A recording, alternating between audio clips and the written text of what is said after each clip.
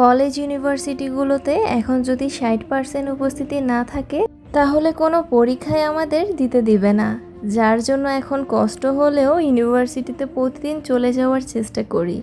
আজকেও তার ব্যতিক্রম হয়নি। আজকে আমার আম্মু যাবে আমার সাথে। আমি একাই চলে যেতে পারি ফ্রেন্ডদের সাথে, এরপরেও আমার আম্মু প্রতিদিনই বলে যে আমার সাথে আম্মু যাবে। আমি যখন ক্লাস করি তখন আম্মু বাইরে বসে আমার জন্য অপেক্ষা করে। যেহেতু ইউনিভার্সিটি আমার বাসা থেকে অনেক দূরে, তার জন্য অনেক ভোরে কিন্তু ঘুম থেকে উঠে যেতে হয় যেদিন ওই ক্লাস থাকে। আজও রেডি হয়ে গিয়েছি ঘুম থেকে উঠে, এরপরেও লেট হয়ে গিয়েছে। প্রথম ক্লাসটা মিস করে ফেলেছি। প্রথম ক্লাসটা মিস হলেও পরবর্তী ক্লাসগুলো করে নিলাম। আর যতক্ষণ ওই ক্লাস করেছি আম্মু বাইরে বসে আমার জন্য ওয়েট করেছে। আর এখন ছুটির সময়, তো আমার ফ্রেন্ডরা কিন্তু আরও একটা ক্লাস করছিল। আমি বলছিলাম যে তোমরা কর, এটা আমি আর করব না, কারণ আম্মু আসলে বাইরে ওয়েট করছিল, আমার ভালো লাগছিল না।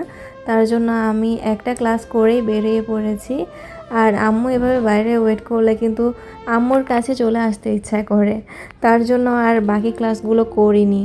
এখন আম্মু চিল্লাচ্ছিল, বলছিল যে ক্লাসগুলো করে নিতাম ভালোই হতো, এত দূর থেকে এসেছি। ছোটোবেলায় যেভাবে আম্মু ক্লাসে বসিয়ে দিয়ে চলে গেলে অনেক বেশি খারাপ লাগতো, এখনও আমার সেটাই ফিল হয়।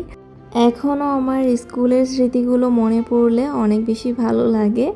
আমার মতো কার কার এমন ছোটোবেলার স্মৃতিগুলো মনে পড়ে জলদি কমেন্ট করে জানিয়ে দিবে। আমি তো আসলে এখনও আমার শৈশব থেকে বেরিয়ে আসতে পারিনি। এখনও আমার কাছে মনে হয় কিছুদিন আগেরই কথা, যখন আমি কেজি স্কুলে পড়তাম, যখন আমি হাই স্কুলে নতুন নতুন উঠেছিলাম, সে কথাগুলো মনে পড়লেই আসলে অনেক বেশি ভালো লাগে। আর বুকের মধ্যে কেমন যেন একটা চিনচিন ব্যথা অনুভব হয়, কারণ সেই সময়গুলো আর কখনোই ফিরে পাবো না বলে। তবে মাঝে মাঝে মনে হয় নাটক সিনেমার মতো যদি বাস্তব জীবনেও টাইম মেশিন থাকতো অনেক বেশি ভালো হতো। কারণ এখন আমাদের সময়টা এমন হয়ে গিয়েছে, টেনশন ফ্রিভাবে আমরা চলতে পারি না। ছোটোবেলার সময়টাই সবচেয়ে ভালো ছিল, তাই না? যখন শুধুমাত্র পড়াশোনার টেনশন ছিল। আর এখন কত কিছুর না টেনশন, সেটা একমাত্র বড়রাই জানি আমরা। এখন তো আমার ছোটোবেলাতেই বারবার ফিরে যেতে মন চায়, আর এটা কখনোই সম্ভব না। যাই হোক, আজকে না হয় অনেক স্মৃতিচারণ করে ফেললাম, আর সাথে সাথে তোমাদেরকে আমার কলেজটাও দেখিয়ে দিলাম।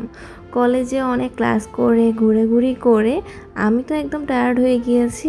এখন বাসার দিকে রওনা দিচ্ছি, সাথে আম্মুও আছে। আর বাসাতে গিয়ে আসলে খাওয়া দাওয়া করে ফ্রেশ হয়ে নিব।